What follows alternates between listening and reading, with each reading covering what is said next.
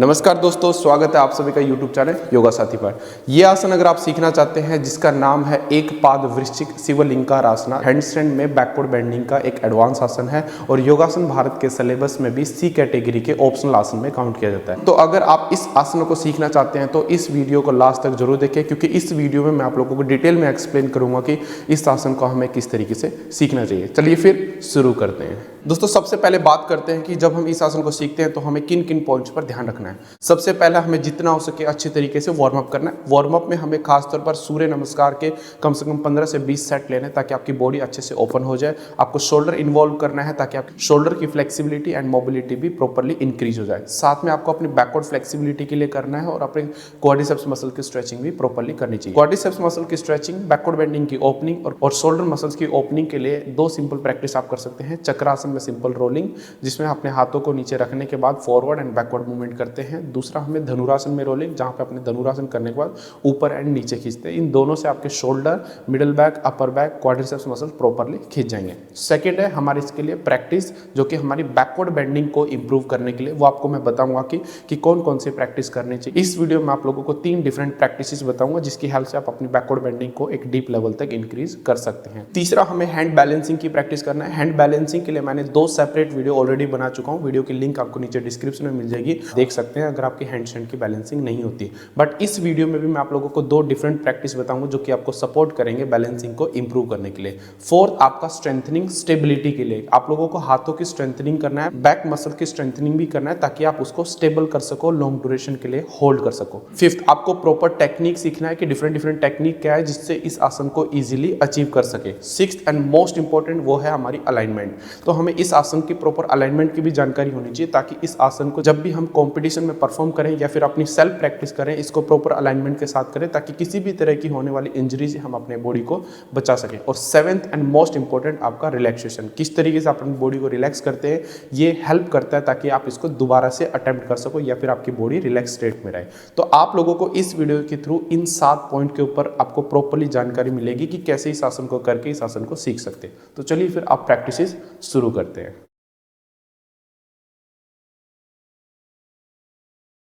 तो दोस्तों स्टार्ट करते हैं बैकवर्ड फ्लेक्सिबिलिटी को इंक्रीज करने के लिए प्रैक्टिस। सबसे पहली प्रैक्टिस हम करेंगे चक्रासन में। इस तरीके से हमें चक्रासन की पोजीशन पे आना है। अपने हाथों और पैरों को जितना हो सके क्लोज रखना है, क्योंकि इस प्रैक्टिस के टाइम पे अपने चिन को हमें इन बिटवीन द हील्स रखने की कोशिश करना है। या धीरे से अपनी बॉडी को नीचे लेकर जाओ and then chin, place your chin on the floor and try to keep your chest on the floor. Then slowly come up and then maximum pull your spine up, try to keep your leg straight. Again go down, then touch your chin and chest on the floor and then slowly come up.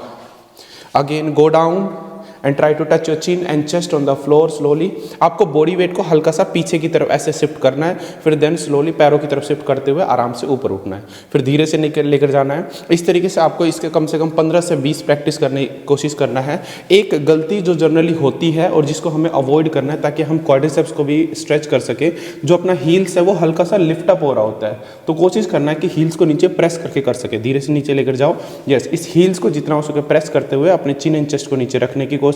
Properly stretch करने के बाद धीरे से ऊपर की तरफ वापस आओ। तो इस तरीके से इसके 10 से 15 राउंड या फिर 20 राउंड अगर आप करते हैं तो बेस्ट रहता है आपकी स्पाइन की फ्लेक्सिबिलिटी को इंक्रीज करने के लिए। और साथ में अगर अप एंड डाउन आप मूवमेंट कर रहे हैं तो आपके शोल्डर की स्ट्रेंथनिंग भी साथ के साथ हो रही होती है।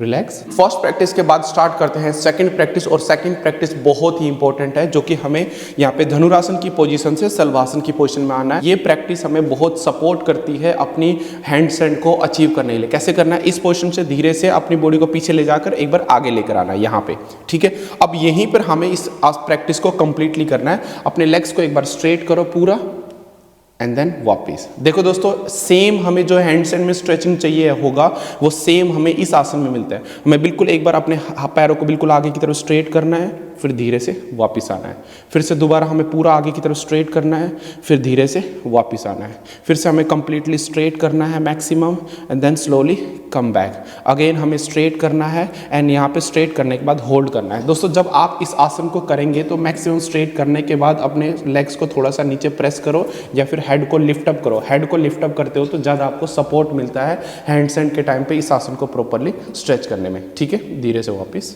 दोस्तों सेकंड प्रैक्टिस के बाद स्टार्ट करते हैं थर्ड प्रैक्टिस, और थर्ड प्रैक्टिस बहुत ही इंपॉर्टेंट है जो कि हमारा चक्रासन की पोजीशन में है। इस तरीके से चक्रासन की पोजीशन पे आने के बाद अपने हाथों और टो हील्स को थोड़ा सा गैप रख के रखो, थोड़ा सा पीछे रखो बस। मान लो दोस्तों 3 या फिर 4 उंगली के डिस्टेंस पे रखना है, क्योंकि यहाँ से स्ट्रेच करने में थोड़ा सा ईजी हो जाता है, जो कि आपकी बैकवर्ड फ्लेक्सिबिलिटी के लिए बहुत ज़्यादा जरूरी है।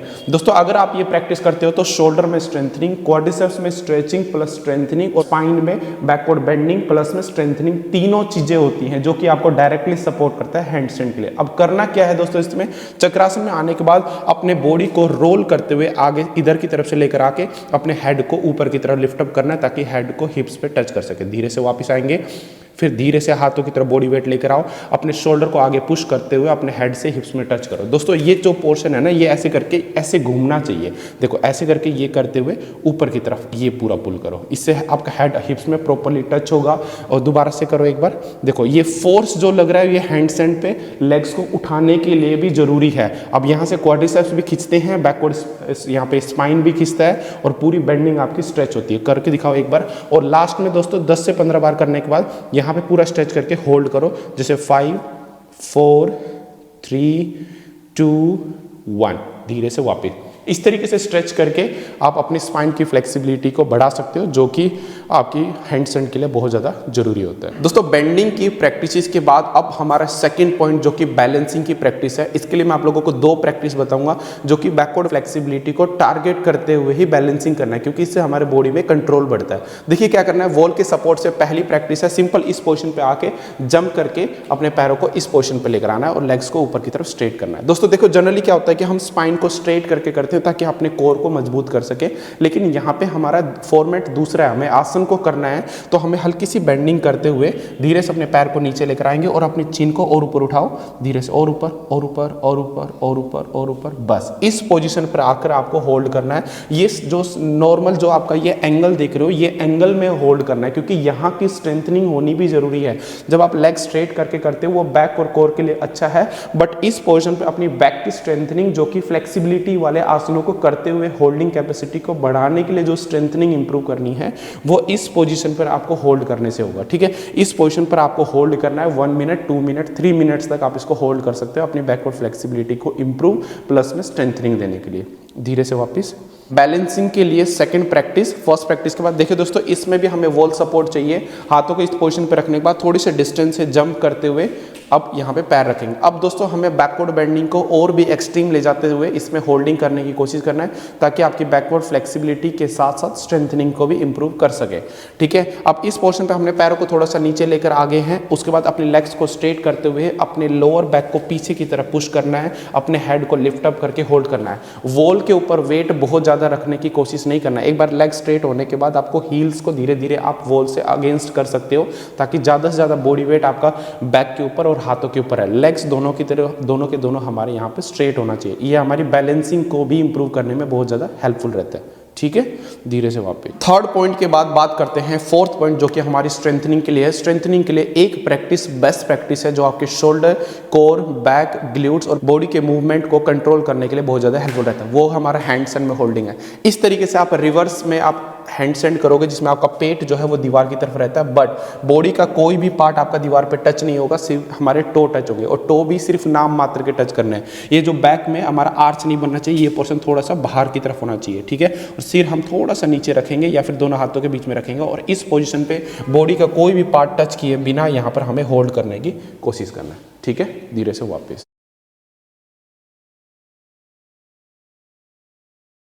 फोर्थ पॉइंट के बाद बात करते हैं फिफ्थ पॉइंट जो कि हमारे टेक्निक के ऊपर है। मैं आप लोगों को 4 डिफरेंट टेक्निक बताऊंगा जिसके हेल्प से आप इस आसन को इजीली अटेम्प्ट कर सकते हैं।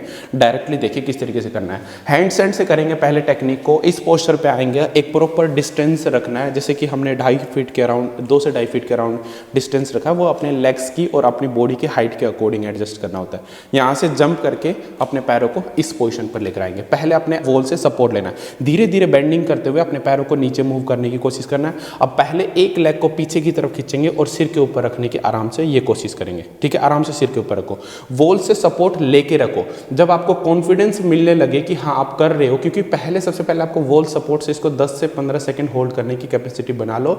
उसके बाद धीरे धीरे अपने हील्स को दूर करो, फिर टोस को बैलेंस करने की कोशिश करो। जब गिरने लगो तो दोबारा सपोर्ट ले लो। ठीक है। फिर से एक बार सपोर्ट छोड़ो, बैलेंस बनने लगे, ऐसे बैलेंस बनाओ, जब गिरने लगो तो दोबारा सपोर्ट लो, फिर दोबारा से एक बार वापस आएंगे इस तरीके से एंड बैलेंस करने की कोशिश करेंगे, जब गिरने लगो तो दोबारा सपोर्ट लो। इस तरीके से आपको बार बार एक बार करने की कोशिश करना है, एक बार सपोर्ट लेना है, एक बार करने की कोशिश करना है सेल्फ से, एक बार करने की कोशिश। इस तरीके से करोगे तो धीरे धीरे आपकी मसल्स मेमोरी इंक्रीज होने लगेगी और इस आसन को आप इजीली होल्ड कर पाएंगे। रिलैक्स। बात करते हैं सेकंड टेक्निक की, जो कि हमें ट्रेनर की सपोर्ट से करना है या फिर किसी फैमिली मेंबर के सपोर्ट से करना है। करना कैसे है देखिए ध्यान से। देखिए वैसे हैंडस्टैंड जब हम करते हैं तो बहुत सारे जो सपोर्टर होते हैं वो इस साइड से भी सपोर्ट करते हैं, वो जो कि हमारा टोटली रॉन्ग होता है, क्योंकि अगर आप इस साइड से सपोर्ट करते हैं तो एक एथलीट को या फिर प्रैक्टिशनर को बॉडी वेट को लिफ्ट अप करना नहीं आता। तो इसलिए हमेशा आपको जो सपोर्ट करना है हैंडस्टैंड पे वो इसके फेस की साइड से करना। और करना कैसे है, आप आराम से इस पोजिशन पे आ जाइए, इसके कमर को पकड़ो और धीरे धीरे उसके हाथों की तरफ बॉडी वेट को शिफ्ट करने की कोशिश करो। और जो एथलीट है उसको गर्दन ऊपर उठाना है और हाथ पैरों से बॉडी वेट को हाथों की तरफ खींचते हुए अपने शोल्डर को आगे करने की कोशिश करना है और हल्का हल्का धीरे से सपोर्ट करते हुए। आपको बॉडी वेट कैरी नहीं करना, उसको बस एक डायरेक्शन देना होता है ताकि जो एथलीट है वो आराम से अपने पैरों को उठा सके। और उठाने के बाद एक पैर को रखने की कोशिश और दूसरे पैर को इस तरीके से स्ट्रेट करने की कोशिश। अब बहुत सारे एथलीट्स ये हो सकता है कि आप डायरेक्टली इस पोजीशन तक ना जा पाओ क्योंकि आपने इससे पहले वाली जो प्रैक्टिस है वो प्रॉपरली नहीं करी है। तो जो सपोर्ट कर रहा है वो इसको आराम से सपोर्ट करते रहे और धीरे धीरे बीच में सपोर्ट छोड़ने की कोशिश करें, गिरने की सिचुएशन में इसको सपोर्ट दे, फिर छोड़ने की कोशिश करें, फिर गिरने की सिचुएशन में इसको सपोर्ट करें। और इस तरीके से करने से आपकी जो एथलीट है उसमें कॉन्फिडेंस आता है कि इस आसन को इजीली अटेम्प्ट कर सके। धीरे से वापस। सेकेंड टेक्निक के बाद बात करते हैं थर्ड टेक्निक की, जो कि हमें ब्रिक्स पे करना है चक्रासन के थ्रू। देखिए दोस्तों, बहुत सारे जो एथलीट होते हैं जब उनको यहाँ से पैरों को लिफ्ट अप करना होता है तो वो ज़मीन से लिफ्ट अप करने में बहुत डिफिकल्टी फेस करते हैं इनिशियली, क्योंकि उनकी मसल्स अभी उतनी रेडी नहीं हो रखी होती क्योंकि वो बॉडी वेट को अपने हाथों के ऊपर लिफ्ट अप कर सके। तो क्या कर सकते हैं, इनिशियली आप एक एक ब्रिक्स या दो दो ब्रिक्स के ऊपर अपने पैरों को इस पोजीशन पर आकर एक ब्रिक्स एक पैर रखो, फिर दूसरे के ऊपर रखो, ठीक है, ये रखो। अब यहाँ पे रखने के बाद आपको लेग्स को हल्का सा हाइट मिल जाता है ताकि आप बॉडी को इजीली लिफ्ट अप कर सको।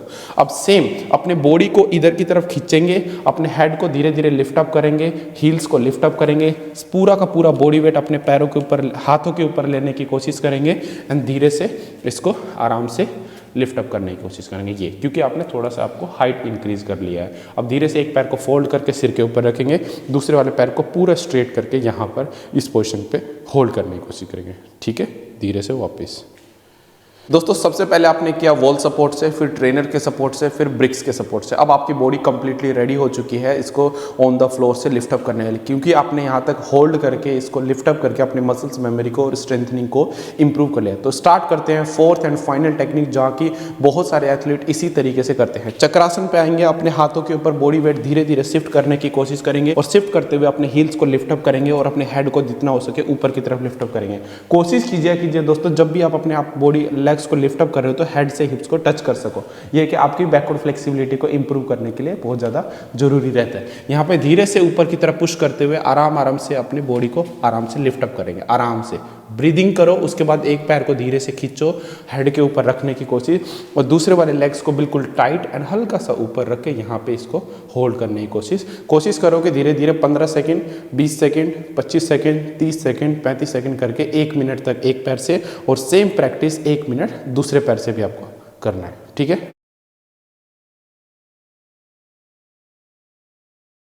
दोस्तों अब बात करते हैं सबसे इंपॉर्टेंट पॉइंट, हमारा 6th पॉइंट, जो कि है अलाइनमेंट। देखिए दोस्तों, अलाइनमेंट बहुत ही ज़रूरी रहता है आपकी फ्लेक्सिबिलिटी को एक सही डायरेक्शन में इंप्रूव करने के लिए। इस आसन को अगर आप देखते हैं तो सबसे पहला आपका पॉइंट है, आपके दोनों हाथों के बीच में शोल्डर लेवल का डिस्टेंस होना चाहिए, उससे ज़्यादा डिस्टेंस बिल्कुल नहीं होना चाहिए। दूसरा पॉइंट, आपका जो फेस है वो बिल्कुल सामने की तरफ सीधा होना चाहिए, चिन हमारा नीचे या फिर बहुत ज़्यादा ऊपर नहीं होना चाहिए, हमारा हेड बिल्कुल सेंटर पे और चिन बिल्कुल सामने होना चाहिए।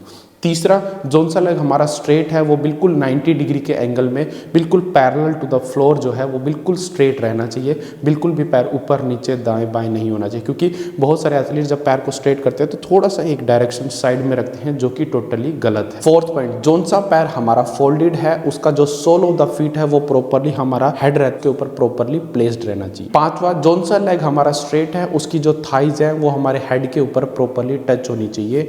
इन सभी पॉइंट को कंसीडर करते हुए, इन सभी पॉइंट्स को ध्यान में रखते हुए इस आसन को आपको परफॉर्म करना है, ताकि ये आसन आपको सही तरीके से सपोर्ट करे आपकी फ्लेक्सिबिलिटी एंड स्टेबिलिटी को इम्प्रूव करने के लिए।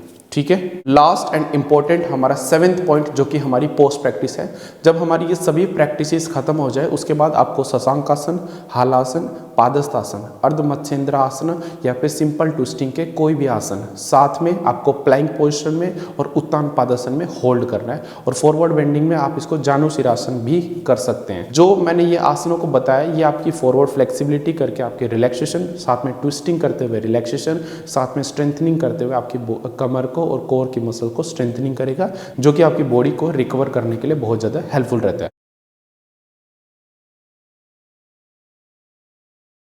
तो दोस्तों, इन सभी पॉइंट को ध्यान में रखते हुए आप इस आसन की प्रैक्टिस करो, आपका ये आसन डेफिनेटली हो जाएगा। और इस आसन को सीखते समय अगर कोई आप दूसरी प्रॉब्लम फेस करते हैं तो आप हमें कमेंट करके जरूर बता सकते हैं। मैं उसके ऊपर वीडियो बनाकर आपके सभी प्रॉब्लम को सोल्व करने की कोशिश करूँगा। जल्द मिलूंगा दोस्तों एक नई वीडियो के साथ, एक नई एनर्जी के साथ। तब तक इस वीडियो को देखते रहे, अपने सभी दोस्तों में शेयर करें। और लास्ट में रुद्र आपके साथ सिर्फ यही कहेगा, give yourself pain to end the pain, because no pain no gain. जल्द मिलेंगे, धन्यवाद।